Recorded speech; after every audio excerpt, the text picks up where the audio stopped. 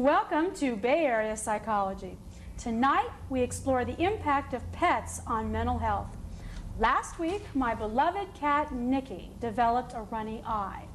While I knew it was probably an infection and easily treated, I was astonished at the level of anxiety I felt.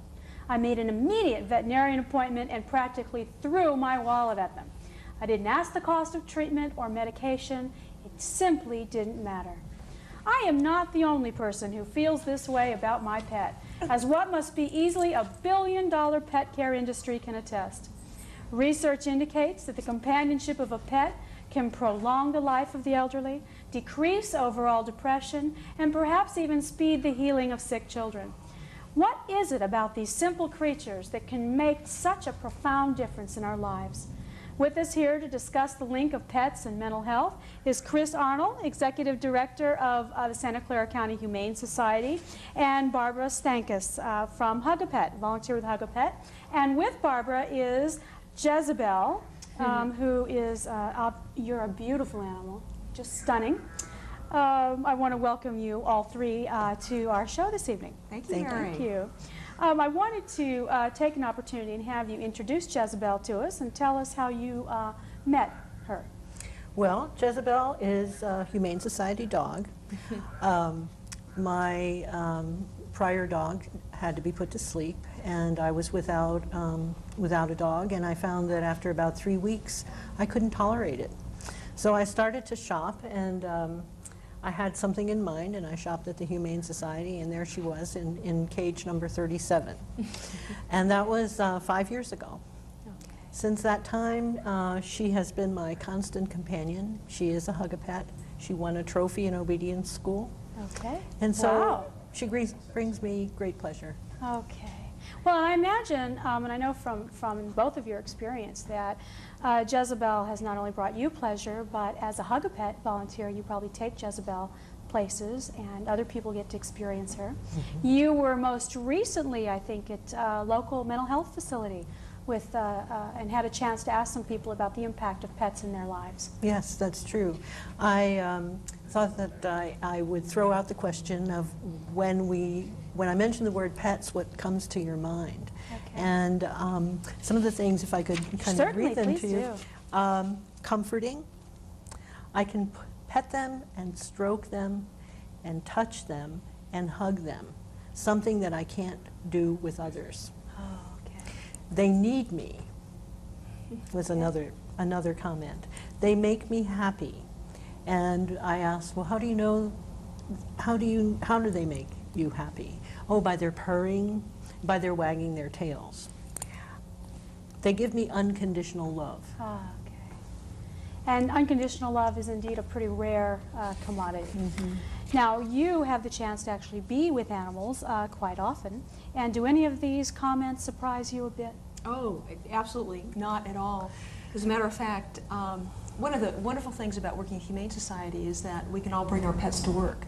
So I come to work every day with a Golden Retriever, an Australian Shepherd, and a Basset Hound. Wow, okay. Which adds a wonderful dimension to the work environment.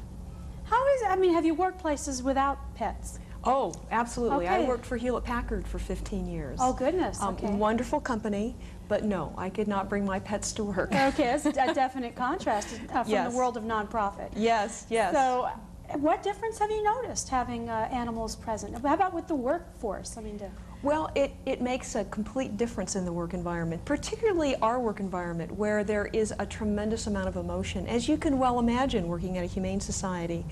But having the animals there really helps to kind of balance people. Quite often I get people in my office who are very sad. They've just had to put, one of their pets to sleep.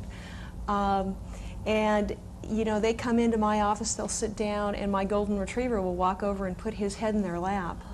It's not only comforting, but it helps them in that time of need. So it makes a real difference in our work environment. and I would imagine it would help you in your time of need. I could imagine you having a stressful day and getting to take 5 minutes and play with your babies. Oh, yeah, it makes all the difference in the world. It really does. Well, how did you, now you mentioned taking Jezebel with you, but how did you get involved with Hug-A-Pet?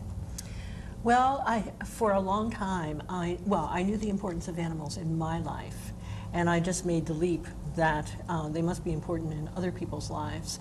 Also, in my role as a nurse, I've taken care of elderly patients and patients who are removed from their homes, maybe for long periods of time, and heard them talk about missing their pets. And so it confirmed for me the need for pets, or the importance of pets in our lives. And so I was aware of pet facilitated therapy, and when the opportunity came up for me to get involved with the Humane Society's Hug a Pet program, I just took it. And that was about 11 years ago, I believe. You know, that's an important point. I've worked in hospital facilities as well. And, you know, I've noticed that, you know, people have varying feelings about the importance of animals. We've had, mostly I've worked on chemical dependency treatment centers and in mental health units. And some of the counselors, you know, would be able to identify with the fact that a client might say, I really miss my pet, or my pet's an important part of my family. And other counselors maybe sometimes really might discount the seriousness of that, in the sense that, you know, well, it is just a dog, or it is just an animal. And what do you think makes people have that difference in opinion? I mean, why do some people can take or leave animals and other people just have an enormous attachment? Do you have any ideas? I think a lot of it just depends on people's experiences with animals. We see that quite frequently at the Humane Society. People who have had the opportunity to embrace an animal as part of the family usually have wonderful experiences, and they're also the people who never want to give up their animal. Many times the animals that come to us at the Humane Society because people, you know, no longer feel that they want them or can keep them, is because those animals have never been made a part of the family. They're, you know, the dog's out in the backyard 24 hours a day. Throw food at him. You know, you never interact. Okay, well, and in that case, you know, I guess the question I would want to know is, why would they have a pet to begin with then? There's a lot of, you know, cultural issues around having a pet. You know, how many friends do you have that will say, gee, we just had a baby, we need to get a dog, because it'd be great to have, you know, our kids grow up with an animal.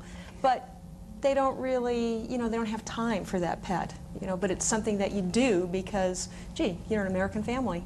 Okay, so it's part of that expectation that animals somehow normalizes. I have a video clip I'd like to show you about someone who was willing to share their experience with their dog. Great. Let's take a look at that.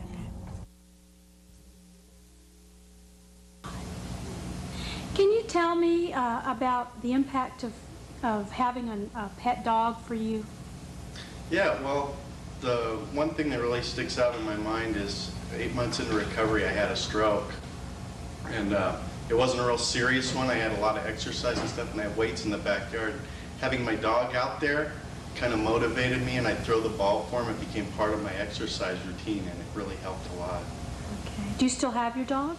Well, I had to leave him at my mom's house when I moved to an apartment. They wouldn't accept him, but I go back all the time. It's like a bond there. Do you miss? Welcome back. The answer to the question, do you miss him, was, oh, yes. Yes. Okay. So I was touched by this particular person because, you know, the idea of not just incorporating him as part of the family, was as identifying this particular animal as part of his recovery and part of return to health, created a very strong bond. I'm sure you see that on the units you work on.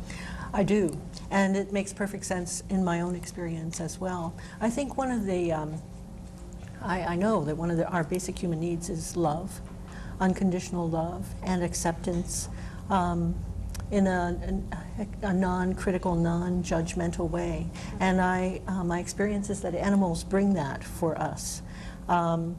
They love us regardless of whether we smell good or bad, or whether we brushed our teeth, or what kind of clothes we have, whether we're fancy or whether we're poor.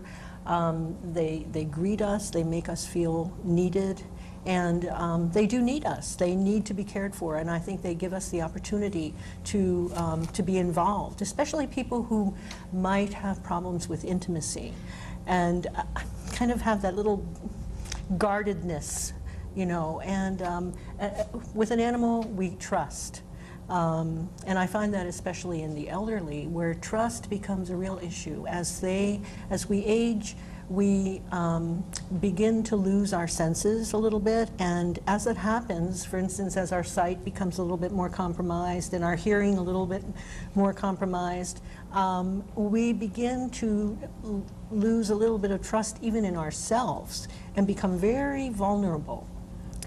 During I think, that time in our life, having an animal that we can trust, this animal has no agenda, you know, it's not going to pull anything off on us. What pleasure, what pleasure. And as we lose our friends, also with in the role of say the elderly, their friends are dying, their families might be removed, or they're removed from their families, and here they are, say, in a facility with caretakers who they don't know. If an animal comes in a with a hug-a-pet visit, for instance, the patients just glom onto them because these, you know, this animal's not going to hurt me. I can trust this animal. Absolutely. There's consistency here, and it's a wonderful experience. We're going to take a quick break. When we come back, I want to pick up on this issue of intimacy, because I think that's an important topic. When we return, we'll learn more about pets, intimacy, mental health, Jezebel. Do stay tuned.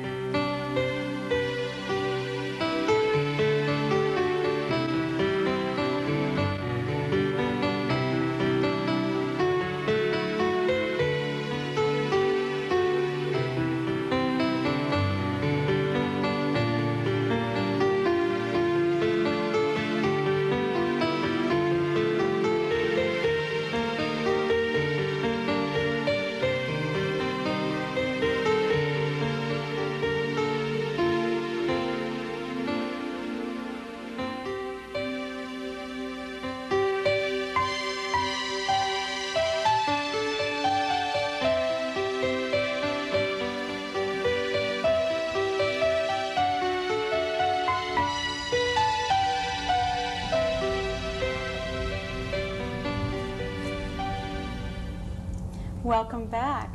We were discussing